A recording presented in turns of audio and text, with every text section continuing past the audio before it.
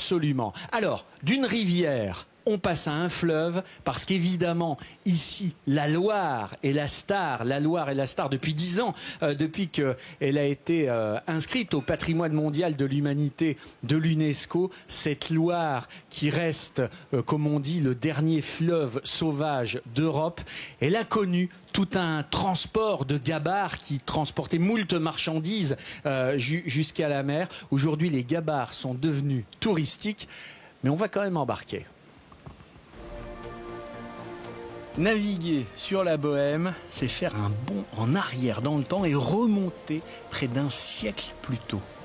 À l'époque, les gabarres, ces barques à fond plat, comme celle-ci, étaient les seules embarcations capables de transporter du fret sur des cours d'eau aussi imprévisibles et capricieux que la Maine ou la Loire. Son secret, un tirant d'eau exceptionnellement faible, 25 cm à peine. Je vais vous montrer ici. Vous voyez, juste la main, une main, et après, c'est le niveau de la rivière qui est en dessous. Donc ce bateau-là descendait, la Loire avec le courant et remontait à la voile. Entièrement construite en pin Douglas et en chêne pour l'armature et l'accastillage, la Bohème est l'aboutissement d'un vieux rêve de Michel, son capitaine. Allez les gars, on bosse là, c'est quoi votre corde là? C'est quelqu'un qui l'a mal rangé ça. Qui c'est qui l'a mal rangé? Pour pas dire de nom. Désigné. Personne. À la fin des années 2000, ce garagiste passionné de navigation à l'ancienne décide de se reconvertir dans le tourisme fluvial. Un projet fou qui n'aurait jamais vu le jour sans la complicité de sa fille, Audrey. C'est magnifique, c'est trop beau. Une belle voile, comme avant. Faut imaginer qu'avant il naviguait comme ça, sans moteur. Tu réduis la vitesse, Audrey. Et voilà. On va pouvoir juste apprécier le clapotis de l'eau et le vent dans la voile. On va remonter la fesse. Ça a la forme d'une fesse. Tu vas voir ça. Ça fait un beau petit cul là. Voilà, comme ça. Au moins tu vois en dessous là. Il n'y a pas trop de vent. On va pas en mettre. On va la baisser un petit peu. On va faire une petite fesse, un petit cul. Comme j'aime. Voilà. Ça fait du bon travail. Des petites blagues révélatrices de la bonne humeur qui règne à bord. Et c'est aussi pour ça qu'Audrey a rejoint son père dans l'aventure. Le travail que j'exerçais ne me satisfaisait plus vraiment. Et mon père avait besoin d'un coup de main parce qu'il lançait ce projet. Et du coup, tout naturellement, m'est venue l'envie de venir travailler avec lui et de participer à cette aventure. Et aujourd'hui, je ne le regrette pas parce que je me suis découvert une passion pour la navigation, pour le contact avec les gens.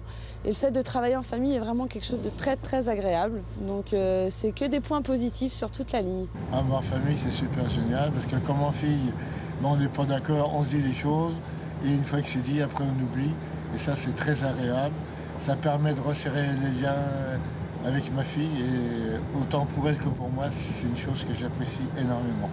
Et il faut croire que la complicité entre Michel et sa fille est contagieuse. Car Tony, le troisième larron de l'équipage, a lui aussi tout plaqué sur un coup de tête pour avoir la joie de naviguer à bord de la Bohème. À la base, je suis électricien dans le bâtiment. Et un soir, je suis venu à un apéro à thème sur la Bohème, qui m'a permis de rencontrer Michel-Édouard et sa fille Audrey. Et suite à ça, nous avons discuté, nous sommes entendus. Et j'ai commencé en tant que matelot le lendemain de la soirée sur la Bohème. Moi, mon rôle, c'est d'accueillir les gens, les faire monter dans le bateau. Et ensuite, durant la navigation, de contrôler les bancs de sable. Donc vous voyez, entre le trait ici et le bout de mon doigt ici, il y a 50 cm à peu près. Et ça suffit seulement pour que la gabarre passe. Donc voilà, mon activité principale durant mes journées. Je sonde en permanence voir le fond qu'il y a entre le sol et la coque du bateau. En ce moment, on n'a pas trop besoin de sonder parce qu'on est en période de crue. Mais l'été, c'est totalement différent. Il y a des bancs de sable partout. Et c'est précisément ce qui plaît aux touristes qui ont l'impression de jouer au chat et à la souris avec les bancs de sable comme les anciens navigateurs. Car le risque d'échouage est bien réel. C'est d'ailleurs pour éviter ce genre de blague que Michel a dû moderniser sa gabarre afin de la rendre plus manœuvrable en toutes circonstances. Alors voilà, c'est la seule chose de modernité qu'on a sur le bateau. Parce qu'on n'a pas le temps de remonter à la voile, descendre le courant comme dans le temps. Et l'inconvénient, c'est que le tirant d'eau de ce bateau est de 30 cm et avec ça, on est à 60. Par contre, on a une solution, c'est qu'on peut remonter le moteur. On remonte le moteur.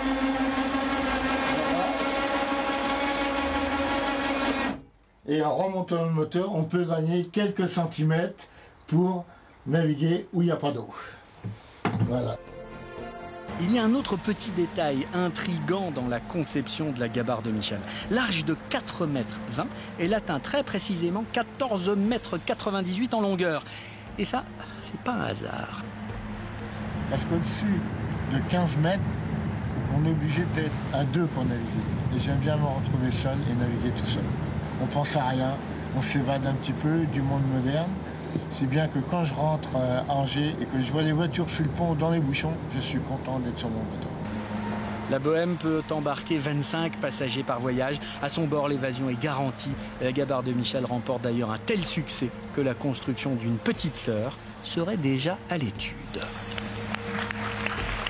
Quelle belle balade. C'est beau, sur ça. Sèvres. Ah, mais ça me fait envie, vous pouvez pas savoir. Je peux vous assurer que sortir une gabarre en plein mois de janvier, c'est un petit peu frais. Oui, un petit peu frais. En attendant, c'est un mode de transport qui vient de la Dordogne. Hein, c'est venu du sud jusqu'à la Loire. En Dordogne, il y en avait plein. Il y en a eu aussi beaucoup sur la Loire. Ça n'a pas bien résisté sur la Loire parce que la Loire est un fleuve qui a son unité dans son incohérence. Capricieux, on dit, un fleuve capricieux. Oui, c'est un fleuve qui reste impétueux parce que vous imaginez, il y a des hivers, la Loire débite 50 mètres cubes seconde. Et puis en fin de printemps, on peut avoir du 9000 mètres cubes seconde. Donc du coup, toutes ces variations de débit font que les bancs de sable bougent en permanence. On ne s'improvise pas marinier. Ah, c'est super compliqué. C'est aussi pour ça qu'il y a de moins en moins de pêcheurs sur la Loire. Au-delà du problème des ressources halieutiques, c'est aussi le problème que c'est compliqué d'aller pêcher sur la Loire. Il y a encore quelques carrés qu'on voit notamment à l'estuaire, au sud de Nantes. Et si vous êtes passionné de gabarre, il faut aller voir